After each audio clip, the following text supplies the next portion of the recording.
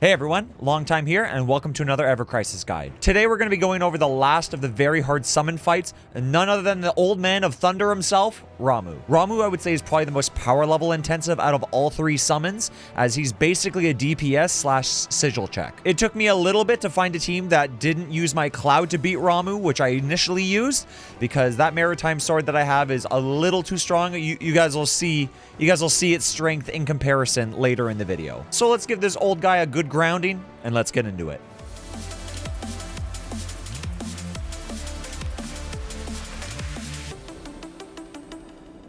So when I was fighting Ramuh just for myself, this is the type of team I would use. And Cloud here, like this maritime sword, it trivializes this fight a little too much. At the very end of the video, I'm going to have a comparison of just me fighting with this team compared to the team that we're about to fight with, which is this team instead. So I rocked with Zac, Aerith, and Red 13. The reason why I went for Zac is because he has the Cutlass with the physical defense down, and Red 13 because he is one of my few forms of magic attack down. If you have another healer in mind, you can use them instead of Aerith. Aerith is really only there to heal. That's basically all she does in this fight. For this team right here, I went for more of a water blow instead of water. Aerith just has more magic stat, which is why she's rocking water. But I tried a magical one with Sephiroth, with him having a higher magic stat, and I just found that physical was just a little bit more useful. The main things that I have on all my characters, again, their importance is Cutlass for Zac for that defense down. Don't use the Zweihander at all. The Fairy Tale for the AoE heal, and then both of these, the magic attack down on the Junk Caller is the main reason why I'm using the Red 13. In terms of summons, every single summon is an AoE damaging summon. You guys will see for an ad phase that happens during Ramuh. That is really the only purpose. The main materias that matter here are the water blows on both Red 13 and Zac, and water on Aerith, plus all of the triangle sigils that you're going to have for your characters, because being able to break through phases is very, very important. My Red 13 is rocking a Noble Collar in his main hand, which does have the triangle boost, which does help me a little bit more in those phases. If you are able to have a character of Glenn, Lucia, Barrett, and now Matt as well with the Diamond Sigil, it will also help in those phases. This Cure Materia, this Extra Ruin, and this Ice Breach on my characters are purely there for additional stats. It's just happens to be my highest physical attack materia, so I threw it on there so my Red 13 would hit a little bit harder. In terms of their sub-equipments and their stats, I'm going to go through each of the characters so you can just see what I have equipped in case everything was a little bit crazy. Nothing too special. Over here, I believe, again, these are both farmable. Coming through for Aerith, stats over here to the left. And then for Red 13, really the only thing that's really, really good is the Maritime Sword, which is going to help boost up his basic stats. But again, it's not giving him this specific ability. It's not giving him the Sea Splitter Plus, which is what really trivializes it for Cloud. At the end of the day, I don't see why you could replace the Cutlass with any sort of magic defense down and everyone rocking water instead of Blizzard Blow, because it doesn't say anything here that he takes more physical compared to magic. I just have a more physical-based team.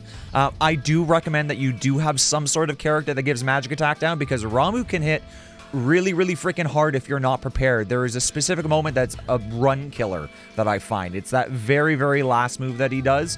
Not the rage mechanic, but the very one, like the last one before it, usually from all of my runs. If you have any other questions or suggestions based on what I have in this team here and what you could replace or what I was thinking, you can add that down in the comments below. But with that, let's get into the Ramuh fights. For wave 1, we have the double Electro Rangdas. So with these, you just need to be careful of their Thunder Dances. They're both going to charge them from the very beginning. You should be able to burst one down. If not, I recommend using your magic attack down, whichever character you have, and just taking that first hit. And after that initial Thunder Dance, they're pretty easy to deal with before you move on to wave 2.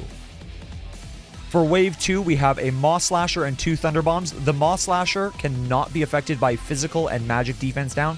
So no matter what, like Zac or whoever you're bringing, can't lower that. So I like to focus a bomb first, because the high voltage that the Maw Slasher is charging honestly takes a while. So as long as you're on that semi and that slower speed, and you can really make sure that it's not auto-targeting back to the Maw Slasher, you should be able to hopefully blow up a bomb fast enough before that high voltage goes off. And then from this point onwards, I'm taking it pretty slow.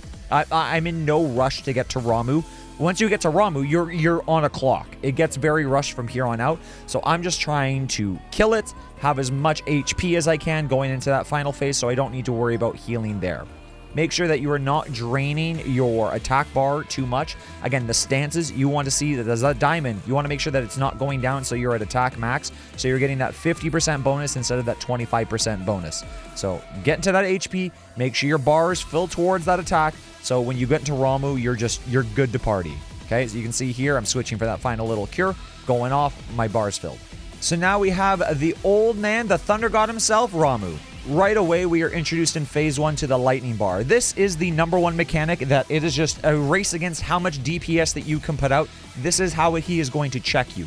For me, I have a physical team, so my Zac is going to try and apply his defense down as much as he can, and I'm just switching between my characters and trying to just get to that damage, because if he hits me for too much lightning and that fills up, that is it. That is the time is over. He is going to start doing it. So now, as you can see, that he's got the Thunder Lance that we talked about in the phase 1. It is locked onto Eris, so I need to make sure that I'm healed up. If I can do a magic defense barrier, it's going to help a little bit, but it's more just keeping characters at full health and making sure you can survive that initial hit, and his lightning bar is not gained up too much. Okay, we have a little bit of time to throw out some more DPS, throw out a little bit of healing before we enter into phase 2 now. So this is another big thing, is the Storm Charge. It is a sigils, so you are trying to break the sigils. If you do not break all of these sigils here, he is going to hit you with a Thunder Lance, and it is going to hurt, and his bar is just going to fill up faster and faster.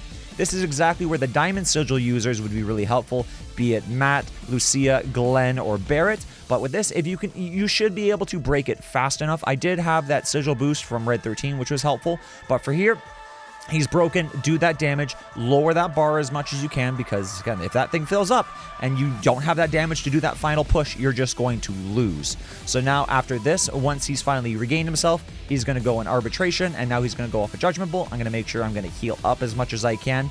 These first ones are not too bad as long as the bar is not getting more filled, and just getting those breaks are really important. If you cannot continuously and successfully break those sigils, you're probably not going to be able to beat this fight. So after the Judgment Bolt, again, you're going to have a little bit of time before phase 3. Very little bit, but we're going to get a heal. Phase 3, Summon Sparks. This is why we are running those AoE limit breaks. Okay, so as we're going to go through, I want to make sure that my attack phase is full. That's going to give me that extra 25% damage. For this, I'm rocking Diamond Dust and Hellfire, as well as Eris Seal Evil, just so I can AoE everything. I don't need to deal with these sparks. I just want them gone. I want them over and done with. Normally, if you leave them there, they're going to do constant big AoE damage, and so you're going to end up wasting a lot of time healing, unless you have a really, really powerful account and a powerful character, as you can see by a later run. Okay, so we have nothing really to do other than keep pushing. He's going to throw up Electric Rampart, which is going to be his physical defense up. Luckily, my Zac is able to counteract this. He doesn't do a magic defense up, so it almost asks him to do more magic, but it's okay. We're going to be doing physical, and another phase 4 for Sigils and Judgment. Again, basically the exact same as phase 2. You just want to clear those sigils as soon as frickin'ly possible. Give him that magic attack down and heal as he's about to prepare for the Judgment Bolt. But while he's doing this, as you can see, he's doing a move that's constantly infusing himself with more and more lightning. And so if you don't break that, and then he's going to get a lot more, and it's going to push into that final phase a little too fast. This here can be sometimes in wasted runs and bad runs for me. I didn't do enough damage to lower, and so he's already entering this final phase. But luckily, I have pushed him off fast enough. I have broken those sigils quick enough. So now I just need to prepare for this Judgment Bolt, and hopefully my team doesn't die here. Again, being at full health and giving that magic attack down gives you the best chance of success. For me, this next phase coming up is where most of my runs have failed when I was trying this, is this final Thunder Lance. This thing can hit so hard. You guys saw the video earlier where it hit my Red 13 for 7k. So having that magic attack down is very, very crucial. His bar is close to filled, so I'm going to try and heal up, give that magic attack down. I probably should have done a magic attack down there with my Red 13 just to survive it. Luckily, he was targeting my Zac, and my Zac has a lot of magic defense. That would have been a good time to not go for the water blow and go with that magic attack down. And as long as you survive this, and then you have enough DPS, as you can see, his lightning bar is about to fill up. And so that we're about to push into the final phase here, which is Pronouncement. This, as you can see, he's got the framed magic buff. He is going for his last Judgment Bolt. Just stop healing, push all damage. AI may get screwy here. If your character is of low HP and you have an Aerith, she's going to want to heal, and so she will literally just be holding on to her ATB. Make sure you are switching between your characters, throwing out that ATB, getting that damage in there, because if this Judgment Bolt goes off, you lose. Luckily, I had enough that I was able to push through, and just right at the very end, I enter my limit break phase, and we're able to secure the win on this one.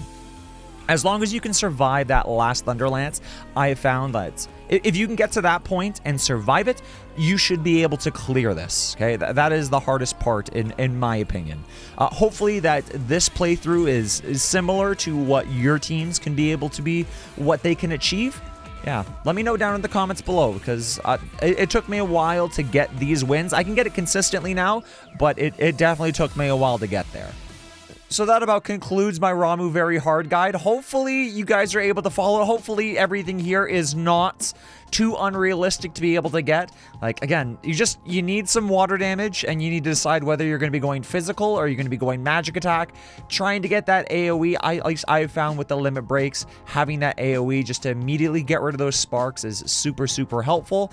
But if you guys have different strategies, that, again, at the end of this video, I'm going to be doing this team up against this team over here, and you're going to see just how much drastically faster this team, like, my Cloud is hitting for, like, anywhere from like 9 to almost 20k, and so like in this fight, I know I had the different limit breaks, but I didn't even deal with the sparks. I just left the sparks up, and Cloud just basically didn't allow Ramuh to gain any bars. Again, if you guys are liking this Ever Crisis content, please don't forget to subscribe. It really helps the channel grow, and it helps people find me. I also stream over at Twitch at twitch.tv/longtimetwitch.